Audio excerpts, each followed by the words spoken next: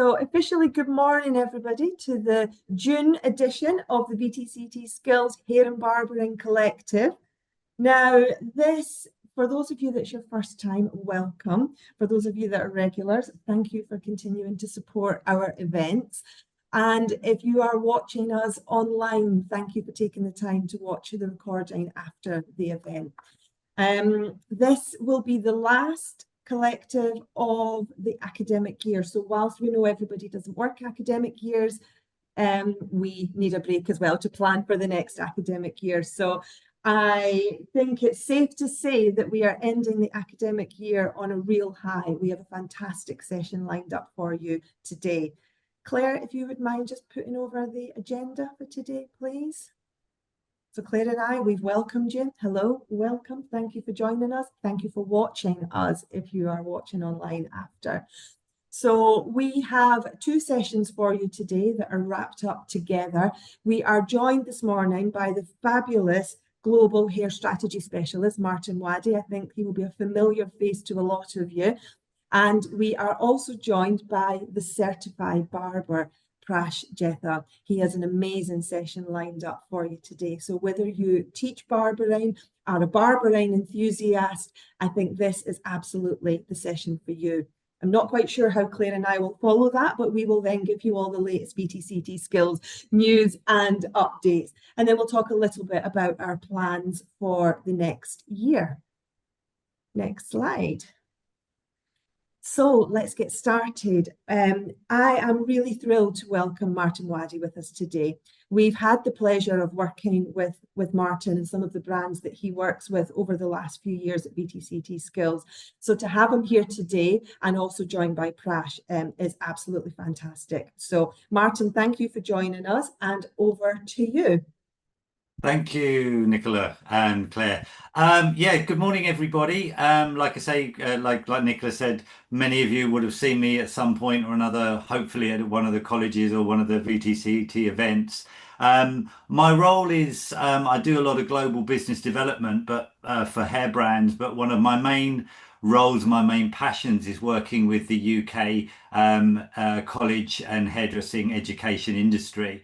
And what I do is I work with brands to help them really connect with colleges and to understand what it is you actually need as tutors and colleges to understand the challenges that you've got, and then work with them to get their brand messages across, which is not just about selling, but just get the messages across, but also really importantly to encourage and motivate and students to try and get them to see what a fantastic career this is, and really to promote professional brands within the college industry, so that when students then go out into the big wide world, they'll have a better understanding of why it's so important to use professional brands and what professional brands are out there.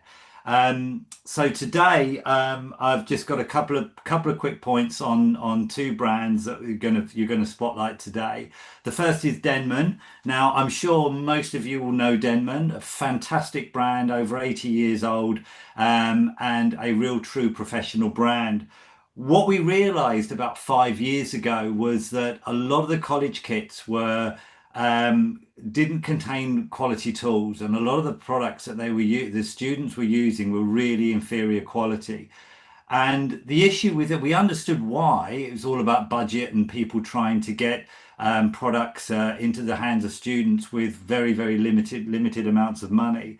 But what we realized was, first of all, these tools weren't lasting. But secondly, as they were poor quality, they weren't helping the students deliver and really hone the techniques that they need to become hairdressers. Now, when you've worked in a salon for many years, and like myself and Prash have, you can pick up a not such good quality pair of scissors, or a not good quality pair of clippers, or a hairbrush, or whatever, a hairdryer, and you can make the best out of it because you've got that knowledge and technique. But when you're learning, you really need the best possible tools. So what we've done is we've worked with them to create college packages. We've got the standard styling kit, which hopefully many of you have seen, but we've also launched a new barber college kit as well. And these are the main tools that students need in their learning experience. But crucially, what Denman have done is that they've highly subsidised these, so that they're only available to schools and students at a very, very, very low price. You can't, regular hairdressers can't get them. You can't get them in your local wholesalers, and they're only available through leading kit suppliers. And they're a fantastic value, and they'll last throughout their careers. So there'll be there's a little sign-up sheet that will go out after this with an email Nicola's going to send round, and you get an opportunity to get some more information, or to actually go into a draw to actually win both of these kits. So hopefully you'll do that afterwards. And then the other brand that I'm helping at the moment is Barbicide. Again, another brand you will all know, you've all seen it.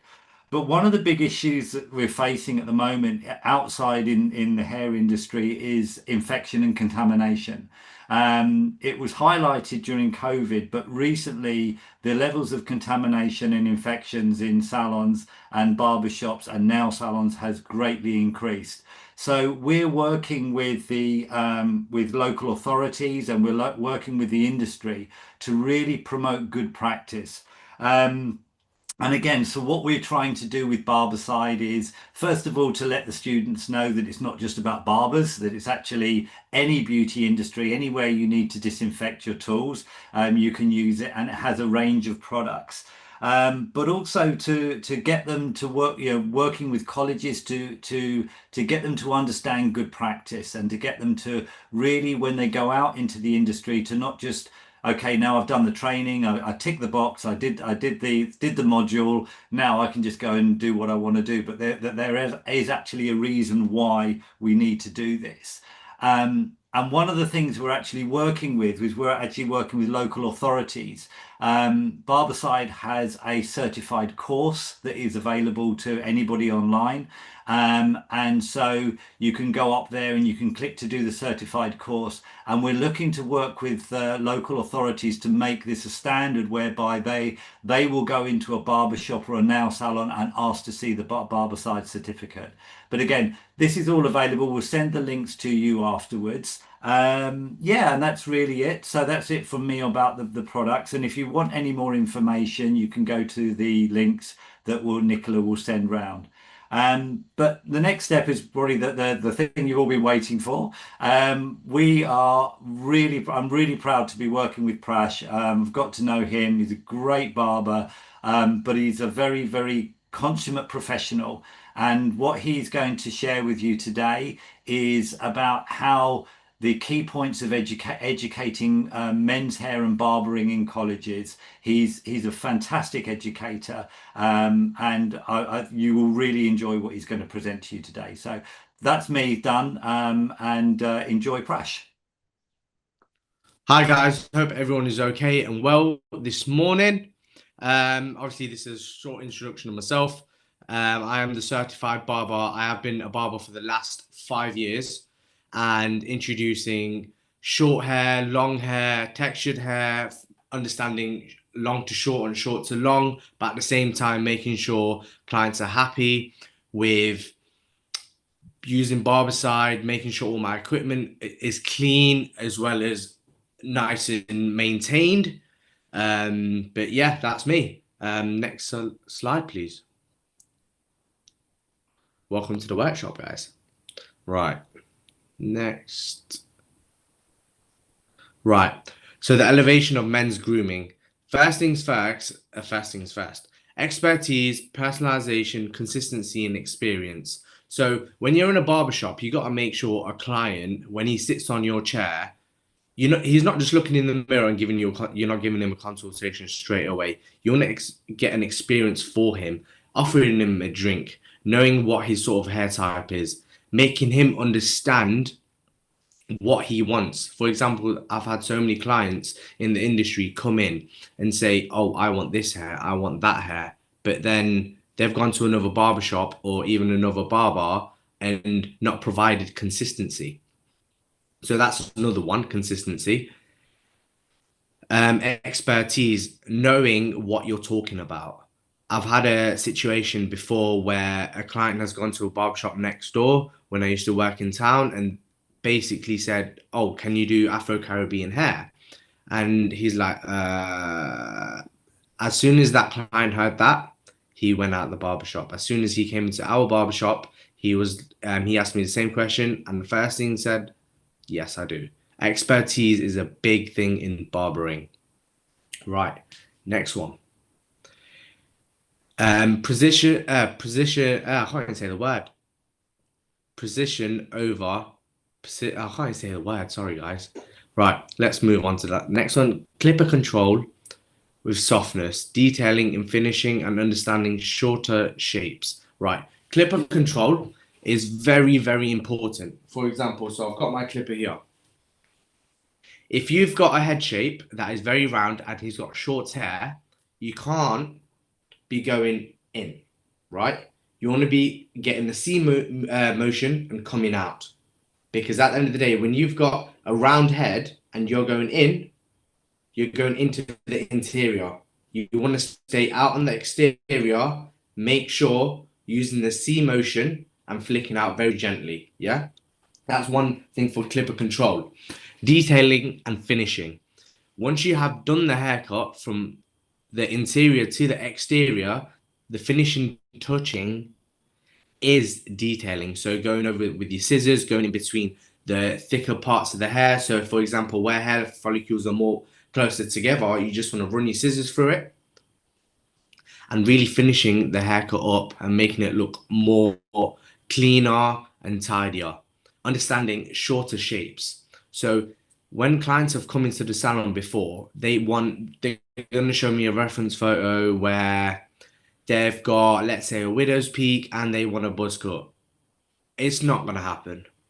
If you do want that, you have to make sure you understand how it's going to work, right? So if you've got shorter hair, you got to make sure you're going to grow the hair out a little bit on top, just over number 8 guard. You still got short hair, you'll still be able to style it because you've texturized it instead of just putting the clipper straight over the head. And the client is still happy. Right, next one. Understanding the technical differences. Right, hair growth, patterns, head shape, maintenance cuts, balance. Why consultation matters more than trends. Right, consultation matters because when a client gets into your chair, you're going to know what exactly that client is after and what you can achieve and what you can adapt with the haircut that he wants.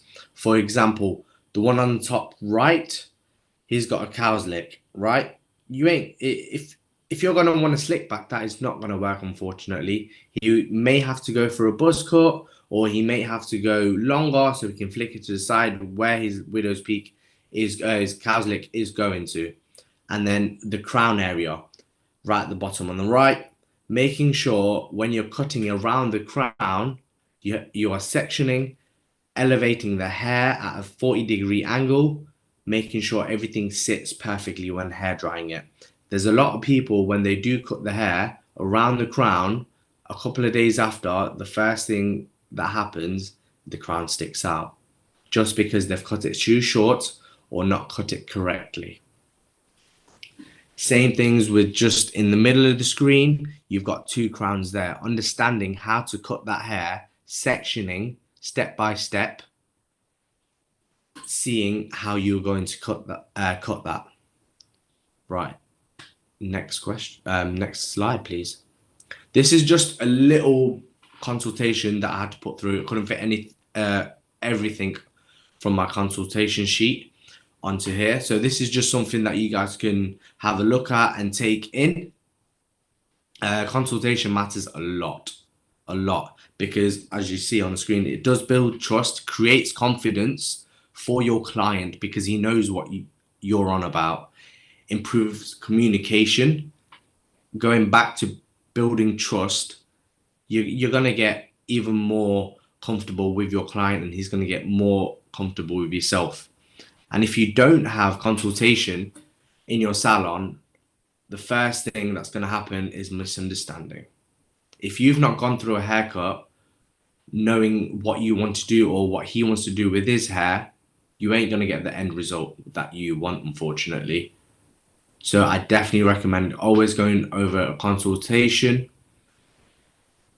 Next slide, please. Right, going beyond the reference picture. There's going to be a lot of clients that have different hair types, densities, hairlines, face shapes, and styling habits. There's so many clients where when you're cutting hair, you have to understand which way their hair flows through the crown. So when you are cutting longer to short hair, you still have to understand which way they're going to style it, because they can give you a David Beckham, they could show you a David Beckham haircut, but realistically, do they have the same density? Do they have the same hair type? Definitely not, because first things first, David Beckham has had a hair transplant, so the density is going to be very thick, light, coarse hair. So let's say he wants to go for, let's say, just a comb over. Will he be able to do it? Yes, no, we don't know until you've had that consultation and gone over the sort of hair types he has, high, medium, or low density. One thing I definitely recommend knowing a hair type and just following the instructions on consultation. Always goes back straight onto the consultation. You can't start any sort of haircut without going over the client. Next, please. Managing expectations. Yeah, that still goes on to a reference. So there's so many clients that will show you a picture that is on the left. This is what I want. And then realistically, do they have the hair type? Do they have the density? Do they even have a beard line for it? You just don't know. So you don't want to give them an expectation that is, yeah, I can definitely do that, without saying, okay, this is what you need to understand. We will be able to achieve a haircut, but you need to understand we need to adapt on how we're going to be creating this haircut. For example, the fade on the right is way too high. It's more skin and more weight. So I would have definitely recommended going lower, just under the ear, and working my way up. So very slowly, yet again, going over with your C motion instead of just going straight up. Because that's where he has created a harsh line with the thickness from the interior. Realistic outcomes, definitely always recommend telling clients, come back to me with something that is more achievable than just something that you've AI'd. Because honestly, now the AI industry with haircuts, I've got clients in my chair even till this day, like, okay, can I get this haircut? And I was like, I don't know, have you AI'd that? And it's just like someone who's, let's say, who's got very light, thin hair, who's got like a number 4 on top. They'll show me like a Tarzan beard, which they don't even have a beard. It's not doable. So you need something realistic, and making sure you are honest with it. The more honest you are going to get returning clients for sure. Right, next client, please. Next slide, please. Educating the client, building trust through knowledge. So I always say the hair type that they have, once you have done the haircut, prescribe a product to them. Not show them what it's doing, nothing like that. Prescribe, knowing that they need this product, why they need it, how they need to use it. For example, lighter hair, I definitely recommend something like a texture powder, so it can give you more volume and more thickness in your hair. So it's giving you that illusion, so it allows the hair to actually hold instead of just drop down. Maintenance schedules, making sure you know when the client needs to come in. For example, I've got clients who come in every single, not week, every 2 weeks. Every week, I think, is very, it's a bit dramatic, I'll be honest with you. You don't need a haircut every week. 2 weeks is a maintenance haircut, still creating the shape that you had from the previous cut and just coming back to that. Product selection. When you're at a barbershop, you need to make sure you've got pomade, texture powder, salt spray, paste, clay. Need to understand all those products so you can provide the product that you need and that would go with the hair type of your client. Next, please. Client education creates loyalty. So one thing's first, when you're styling, definitely creates a good relationship because when you style, that client is going to go home and he's not going to do the exact same thing. He cannot do it. It's definitely proven. Styling and telling him what he needs to do creates more confidence. Knowing what style suits him. Like I went back to the references, you need to let him know what style suits him.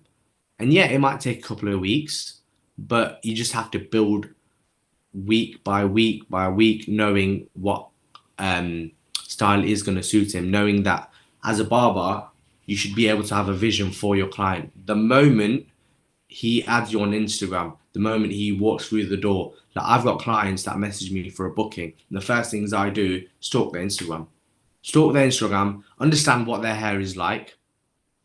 Then as soon as they walk in, before they even say anything, this is the haircut I think you guys should go for. Stuff like that will obviously have more better relationships with your client. Their friends are going to be referring, his friends are going to be referring back to you, you know. Next thing, repeat bookings. Before they leave the chair or even after they've left the chair, get repeat bookings. So this is when you need the next haircut. This is how often you should come for the next haircut. And stuff like that will have stronger relationships with you and your client. Next slide, please. Professional tools and hygiene. Big thing in the industry. Like Martin went through Barberside. So as soon as I come into my studio, the first things I do, as you can see, I've got all my guards in there and my combs. That is one thing I do as soon as I come in. Leave it in there for about 20 to 30 minutes and it's literally as easy as that. It's not ruining your day. You just know everything's clean and it prevents cross infections. Amount of clients have come to me and the first thing I do, go using the Denman kit here, going through the hair, just literally going through the hair and seeing for any cross infections like worms or dry scalp, even though that's not a cross infection. Just making sure you're not doing that again. I've let down so many clients when they've come into my chair first just because they've had a cross infection. You know, it's very important. Very important. So that's for the so that's for the guards and the combs. With the scissors, I'd put in there for 2 to 3 minutes and then take it out just because it's really good at disinfecting. I just don't want to get rid of my colors on my scissors, which are pink. But then with the clipper side is brilliant. I die by this. If I've got a client in and I've not got any of this, I'm cancelling the client. Give me about 30 minutes. Just need to go pop down to the shop and put this on your clipper. This takes, I don't even know how long it takes. It takes about, look, so keep it on, boom, 2 to 3 seconds, if that, you know. Do that with all your equipment, even with foilers. Like, I think this is a big one. A lot of people do have skin fades nowadays and none of their stuff is clean. Yeah, it takes 2 seconds to take off. Yet again, going over this, you know, it just takes 2 seconds. Because the biggest thing you want your client to say, mate, I've got a spot around my neck now. You know, you do not want that happening. That would affect repeat client, communication with your client, because there's so many people that have come saying, "Oh, have you cleaned your equipment?" And what are you going to say to that? You can't say nothing. As soon as my next client comes in, and when I'm booking in my previous client, what am I doing whilst I'm booking in? I'm cleaning my equipment before my next one. It literally, I'd say about three minutes, all in all, cleaning everything, and you're done. Job's good, you know. Next slide, please. Right, understanding people, building trust, maintaining standards, and creating experience client, and coming back for. Need to understand longer to short hair and shorter to longer hair. I really appreciate everyone for listening. And if there is any education or one-to-one classes, please let me know or DM me on Instagram. I am more than happy to help, or even if it's a call, more than happy. Right. Thank you very much.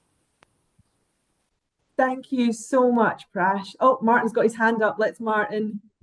Any Yeah, questions? yeah, yeah. Because Prash knows me, and I'm a great one for reiterating points and getting some information across.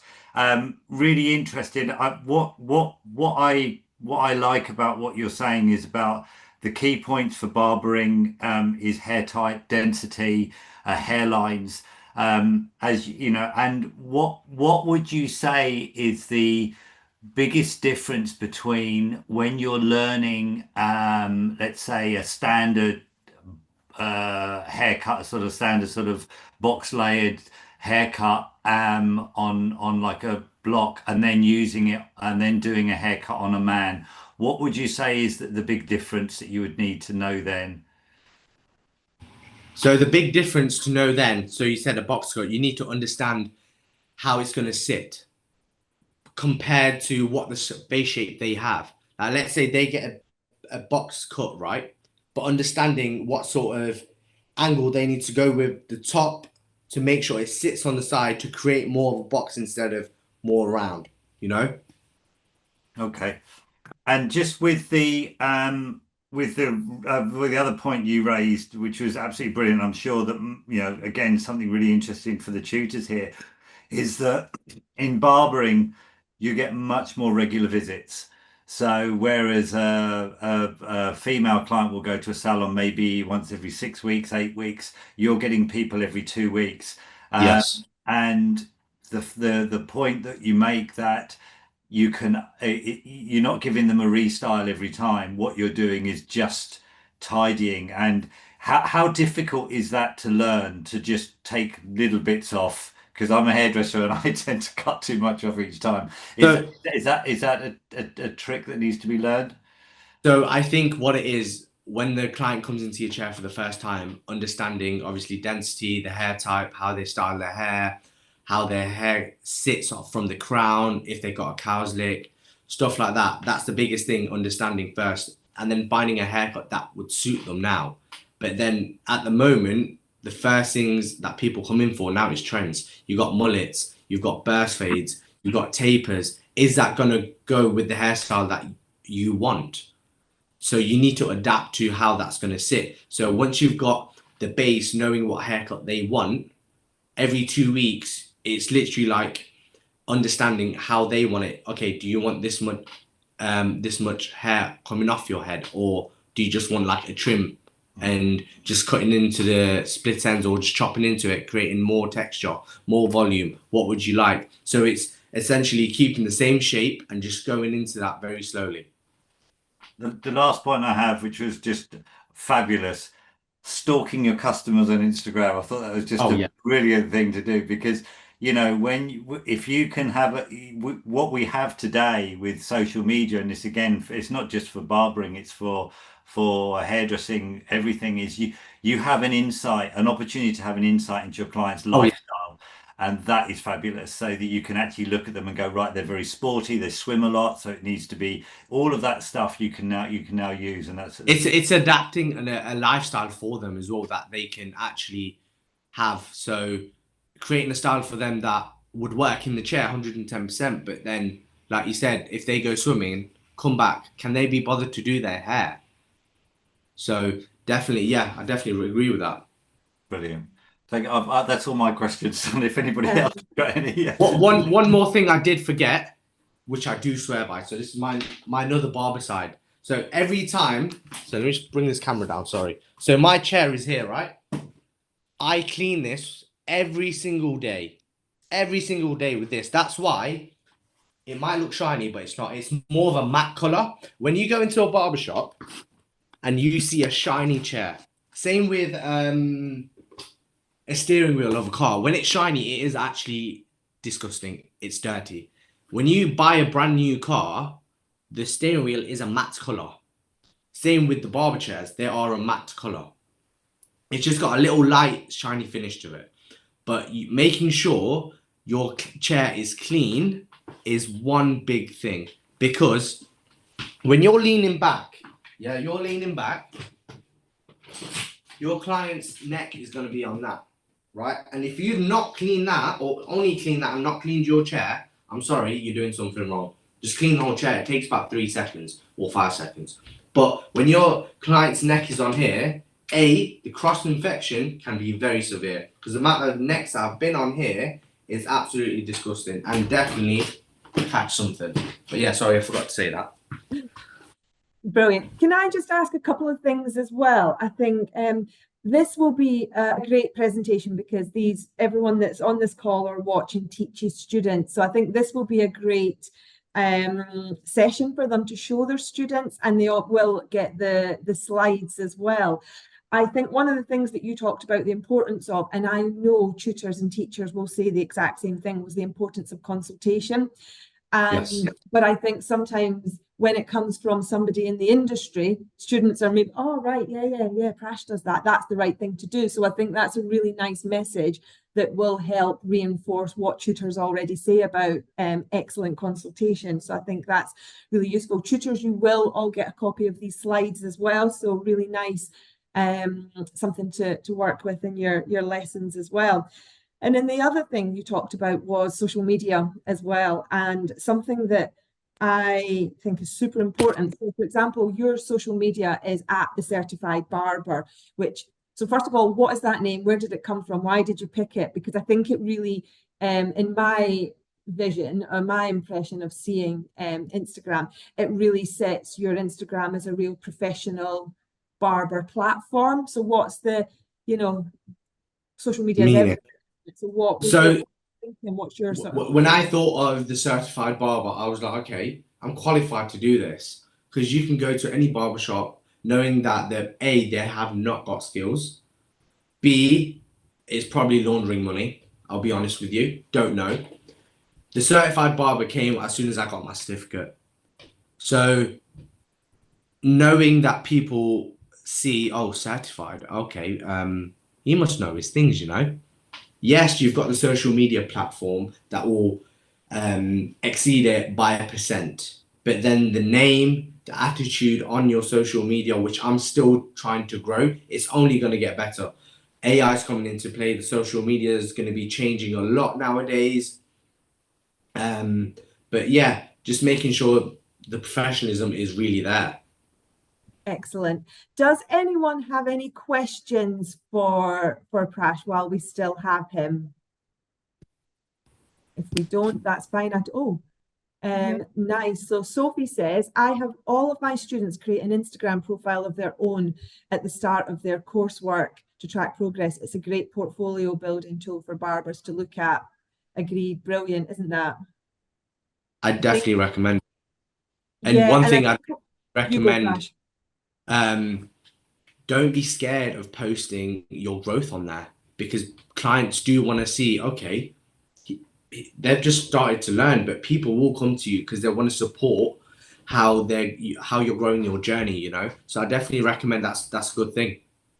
Yeah, Definitely I think the other thing, Sophie, that does is give real professionalism, because what you don't want is when you've got a social media platform that's mixed. One minute you're asking for models for haircuts, and the next minute you're showing yourself out on a Saturday night. When you're learning, certainly, and building your own brand, that's a really important thing to be aware of, I think, isn't it?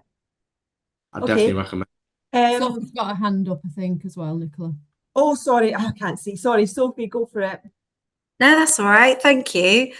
No, we found the Instagram profiles to be really, really helpful for barbers leaving college, going out into industry, because they've got at the touch of a button, they can go to any potential employers or any studios, barbershops, and go, this is where I started.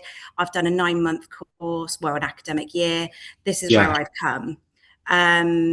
And it's just a really valuable tool, because they can look back as well, and they look back at their first ever haircuts and go, oh my God, that fade was way too low. And I'm like, yeah, but look at what you're doing now, and look at how you've progressed. And they can look back, and we quite often look back at their old photos, and I'll go, so what do you think is wrong with this? And it's interesting to see them go, I know exactly what's wrong with this now. At the time, they were really happy with their work, and so they should be. But as they progress, they can go, this is how much I've improved. This is what was wrong. This is what I need to change. And it's really, really good. I think knowing what they need to do and how to improve it is a sign of a good barber, you know, or even a good hairdresser, because there's so many people out there like, oh, you know what, that was great, but you need to understand where you can learn from the haircut that you did. It can only get better, you know. Like, I'm still learning as a barber. You always need to learn to perfect your craft. And then Kat's asked a question. So Kate, I know whose hat, sorry. Which I was wondering as well. I don't know what worms are. So worms are definitely, it's something like an itchy scalp. It's not like actual worms or stuff like that. It's more like worms is like what is it? So it's more the fact that not being hygienic. Yeah. Yeah. So Sophie said, yeah, like a ringworm, like a fungal infection. Like, where it's not being hygienic. So it is like I don't know how to explain it. I'd love to show. I don't want to love to show you actually, but it's more like you've got lice and stuff like that. It comes from like the same homes basically. You know, like you got nits and stuff like that. It all comes up under the same thing. If anything, the worms are a little bit more bigger compared to lice. Got you. So like Like a yellowish, like a fungal infection. Yeah. Yeah. Okay. More white and yellow, yellowish, like yellow egg yolk sort of Nice. colour. Okay. On that note, we'll move along. If there's no more questions for Trash and Martin, we will say thank you for joining us today. Everybody will get a copy of the slides. You will also get the call to action from Denman, which is the opportunity to win the kits. With Barbicide, there is a link to do the certified barbering course, which is the free Barbicide. And yeah, we're not finished, everybody, by the way. Sometimes when I say this, everyone goes, we're not. It's only Prash and Martin that we're finished with. So thank you both so much for joining us today. Thanks, guys. Thank you so much. Thank you. Have a good rest of the day. Thank you. Thank you. Okay, so You want me to go over the events? I Nicola? would love you to go over to the Brilliant. events. Hi, thank I'm you. conscious today that I'm clicking and letting people in and whatever else. My eyes are all over. So yeah, just to finish off, I know not everybody's working on an academic year, but we do use that as our financial year as well. So coming to the end of both, which means we've only got a few events coming up, but we still have got some. We've got a regional networking event, which is for any providers of hairdressing and beauty. So that doesn't matter what provision type you're at. That is at Cheshire. Now, we are currently oversubscribed for that one. So when we thought towards the end of the year or the academic year, would it work? It definitely has. If anybody's interested in that event, like I say, it won't let you book online. But if you want to drop me a direct email, we are keeping a waiting list for that. So that will be a general update with a lunch about everything that's going on, and particularly with all of the reforms that we've got in qualifications across the nations. That one obviously being predominantly for English centres, that's quite key. And then we have started face-to-face regional events for our early years provision. So not that I'm precious, but we did our first one in Burnley, my hometown, and it was really, really successful and really great to get people from different sectors into the same room. So again, that is not for any provision type. It could be adults, it could be private training providers, it could be schools, it could be colleges.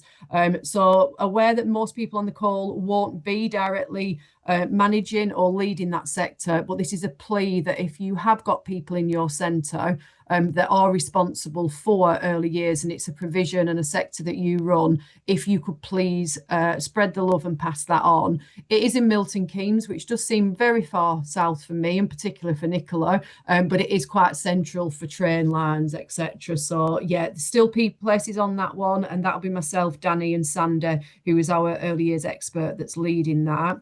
And then just to finish off our online collectives, we have 2 for hair, 2 for beauty, and 2 for early years. So early years are finishing off our cycle. So again, that will be an online session just for an hour on the 2nd of July, if you can spread that. So if you are in a centre that is delivering early years, if you could pass the message on, we would really appreciate it. And over to our news and updates. There isn't much to know because, as Claire said, we're coming to the end of the year, but 2 things that are really essential to know. So first of all, we've spoke about it last month as well. You or your exams teams will have seen the communications coming through of the new exam platform launching. There are some centres involved in the soft launch at the moment, but it is going live to everybody in the start of the new academic year, as in August onwards.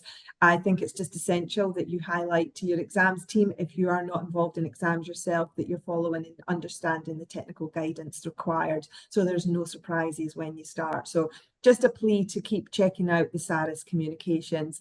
And then the final one is the Excellence Awards are very soon. So congratulations to everybody who has shortlisted for the event next week. Claire, it's not next week, 2 weeks, isn't it? Yeah, it's in 2 weeks' time. So yeah, it's 2 weeks yesterday. That is now being held in Rugby. We have done a little bit of a final push yesterday because we've got some of our nominated people who haven't registered. So you'll be getting a little push email from us just to say if you can. Do watch out for that as well, because if you weren't shortlisted or nominated this time, there is a potential that there could be some spaces for people to attend that event as well. So that will come out through socials, but it's a really lovely event where we just get to celebrate success across all of the sectors.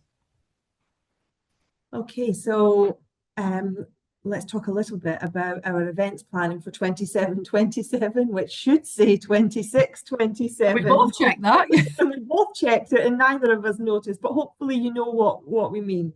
So we've been doing the online collective now. I think I'm going into my 5th year of doing it.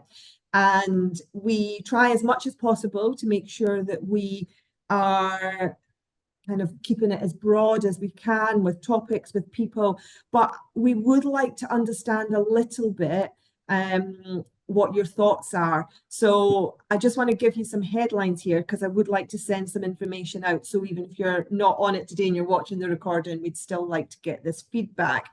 So the timings of these suit Claire and I, but I bet you they don't suit 99% of the people that join. So I want to have a think about the timings. Is there a better time of day for people to join? First thing in the morning, lunchtime, end of the day? So just having a little think of timings. Also, whilst I'm talking all of this, please feel free to put anything in the chat so that we can kind of start to see what you're all thinking.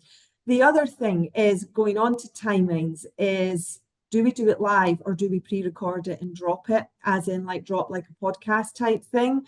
Because there are a lot of people register for these, but on average, you know, the interaction is probably only about, oh God, now my maths checking, about less than a third who register. No, that's not even right. A tenth people join that actually register. So we wonder, do you like joining live, or would you like a recording that we drop and play at a certain time, but you also have access to it? So that's something to think about as well. What topics do you want us to cover? You know, so I had a look back at what we've done this year so far. So, you know, we've had Dr. Anna March doing the neurodiversion, we've had Barbering demonstrations, we've had Heather Robertson doing hair up, we've had all sorts of things, but we also have quite an extensive little black book. So is there anyone that we need to be getting on? And is there any topics or any guest speakers that you would like us to focus on for the next term? Because certainly over the summer, we'll be planning the schedule so that we can see, but it would be really nice to get your input into it, your say as to what you want. If anyone has any initial thoughts, I'd love to know.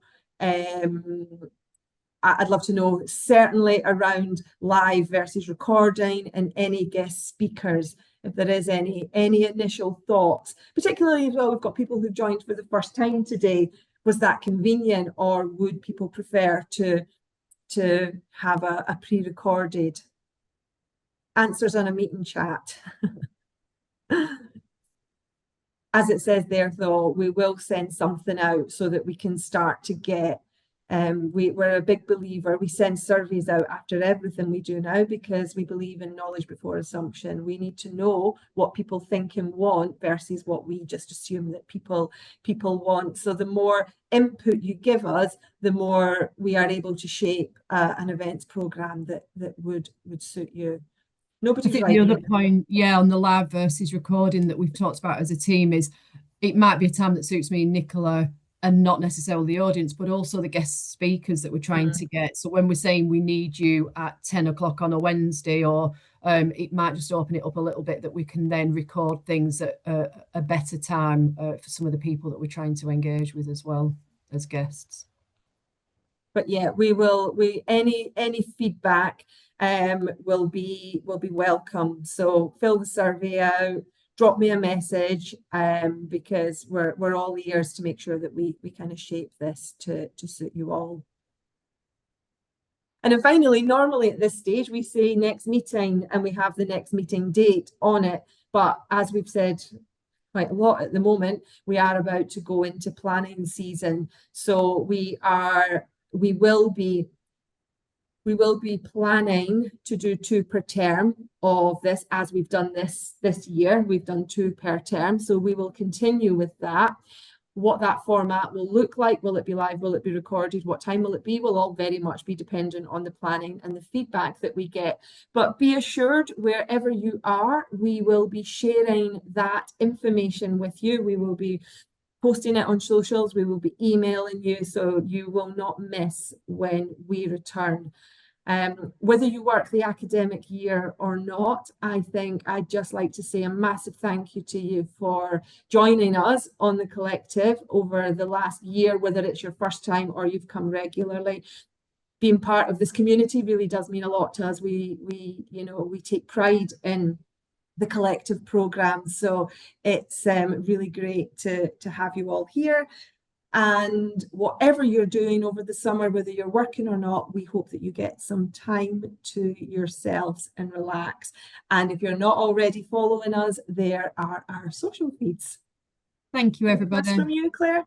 No, just to say, I hope the sun shines where you are, because currently it's not where I am. So I think the clouds need to realise that we're into the middle of June. But as Nicola says, try and take some time over the summer just for yourselves. And we look forward to seeing you again, probably around September-ish time. And we will see you bright and breezy after the summer. Thank you ever so much, everybody.